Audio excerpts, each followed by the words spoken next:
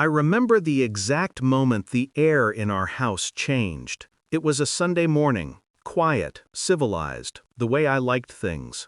Coffee steaming, the newspaper folded just right, the smell of maple syrup bleeding in from the kitchen. Then her voice, shrill, shaking, rehearsed, pierced through it. "Mom, he touched me." The words hung in the air like smoke. My wife's coffee cup clattered against the marble counter. My stepdaughter, Rachel, stood in the doorway, mascara smeared like she'd practiced crying but hadn't perfected the technique. And I just stared at her.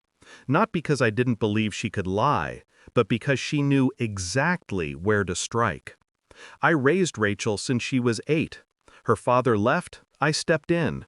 Homework, braces, heartbreak, I carried her through all of it.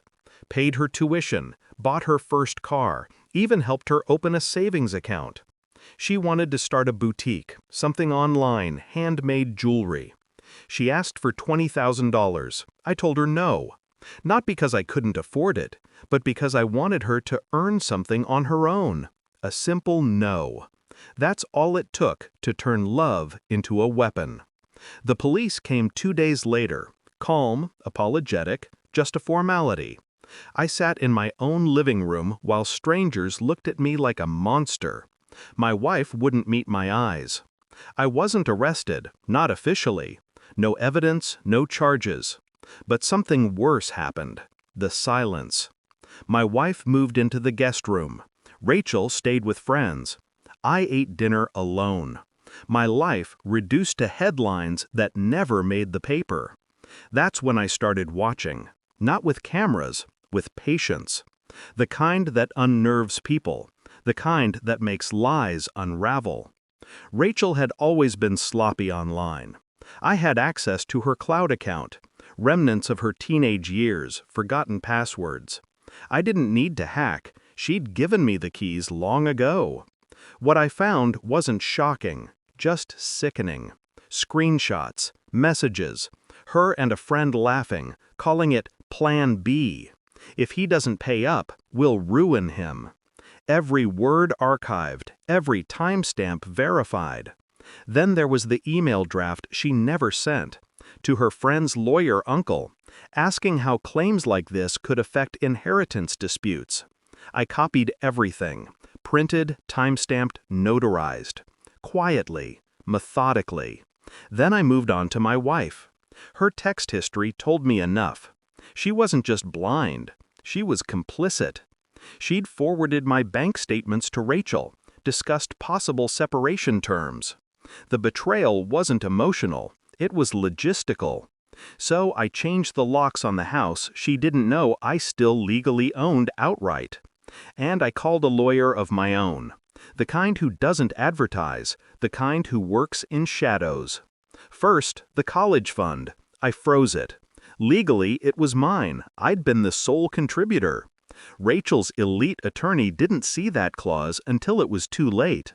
Then, the trust my wife thought she'd inherit, revised. Quietly, permanently. I waited. Rachel's lawyer reached out, all confidence and polish.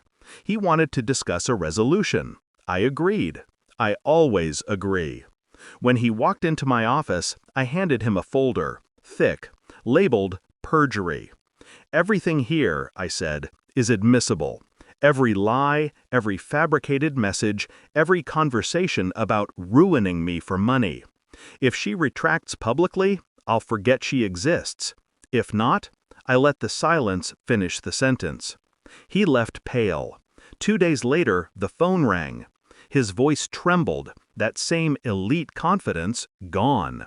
"Do you understand what this means for her future now?" I did, and I didn't care. Rachel's retraction came in fragments.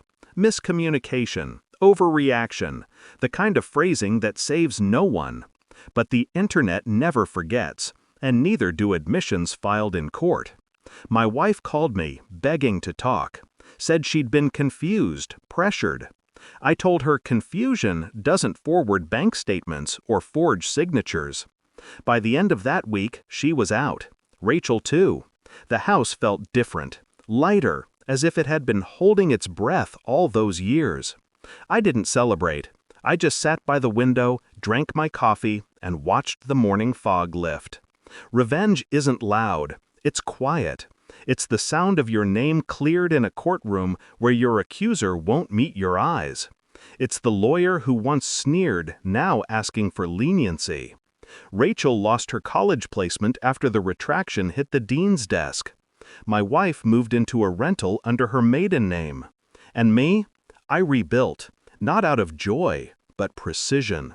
I learned that love without respect is debt, and debt, when unpaid, collects interest in silence. Now, sometimes I replay that Sunday morning in my head, her voice trembling, my wife gasping, the lie slicing through our home. And I think, if she'd just accepted no, if she'd just lived honestly, I'd still be her father. But she made me her enemy, and I don't lose wars I didn't start. Justice doesn't knock. It waits, patient, unseen, until the guilty open the door themselves.